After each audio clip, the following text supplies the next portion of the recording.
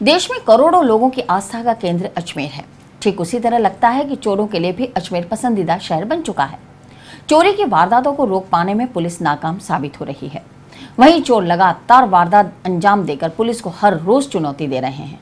चोरों के हौसलों को देखकर लगता है कि चोरों की चुनौती अब पुलिस के लिए कोई मायने नहीं रखती। यही वजह है कि एक ही रात में एक ही क्षेत्र में चोर 3 घरों में धावा बोलते हैं, मगर रात्रि गश्त का दावा करने वाली पुलिस को चोर चोर की आवाज तक सुनाई नहीं देती, बल्कि पीड़ितों की शिकायत दिन के उजाले में मिलने के बाद पुलिस की नींद टूटती है।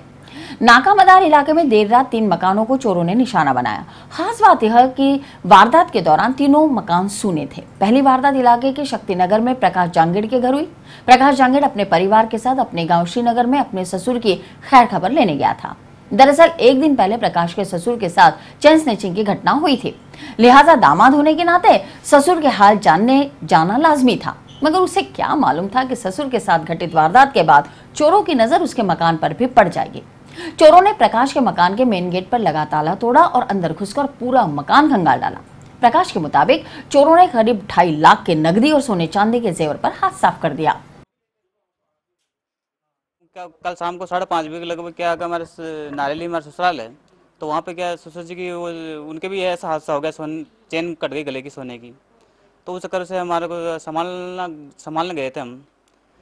तो रात को वहीं थे सब विथ फैमिली वहीं थे। तो फिर सुबह बच्चों को लेकर आए थे मेरे साले जी, तो देखा तो सारा सामान बिखरा हुआ था इसमें।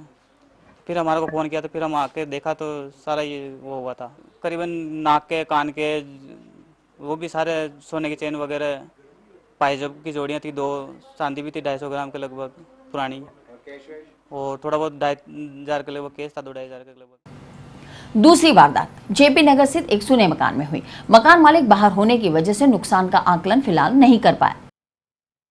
तीसरी वारदात फ्रेजर रोड पर हुई। इन दिनों गणपति महोत्सव चल रहे हैं, लिहाजा लोग रात को महोत्सव में गणपति दर्शन के लिए चले जाते हैं और मकान सूना होने पर चोरों की मौज हो जाती है। चोरों ने रेलवे में अधिकारी पंकज सोइन के मकान को निशाना बनाया। पति पत्नी अपने सहकर्मी के घर गणपति महोत्सव में दर्शन के लिए गए थे। करीब 1 घंटे बाद ही दोनों घर लौट आए, मगर जब घर में घुसे तो उनके होश उड़ गए। घर के भीतर 4 अलमारियों का सारा सामान बिखरा पड़ा था। जाहिर है वारदात से पहले चोरों ने घर की रेकी की थी, लिहाजा सोइन दंपत्ति के घर से निकलते ही चोरों ने वारदात को अंजाम दे डाला।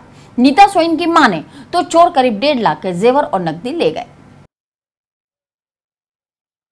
8:30 के आसपास गए थे और 10:15 के राउंड हम लोग वापस आ गए थे। जब हम आए तो दोनों गेट्स खुले हुए थे, फर्स्ट मेन एंट्रेंस भी, देन सेकंड मेन एंट्रेंस, और ये पूरा लॉक टूटा हुआ था। घर की सारी लाइट्स ऑफ थी। जब हम आए तो सब लाइट्स ऑन थी और सारे 4 अलमीराज हैं दोनों रूम में मिला के, चारों के चारों का सारा सामान बाहर था। दो के लॉक्स टूटे हुए थे और गेट का लॉक टूटा हुआ था, और 1.5 लाख के अराउंड के आसपास सामान चोरी हुआ है। पीड़ितों ने अलवर गेट थाने को शिकायत दी है। पुलिस ने जांच शुरू कर दी है, मगर चोरी की वारदात में मौन व्रत धारण करने वाली अजमेर पुलिस ने मौन व्रत इस बार भी नहीं तोड़ा। मीडिया से अधिकारी मिलने को तैयार नहीं हुए। जाहिर है चोरी रोकने में लगातार मिल रही नाकामी की शर्मिंदगी पर मौन रहकर ही पर्दा डाला जा सकता है।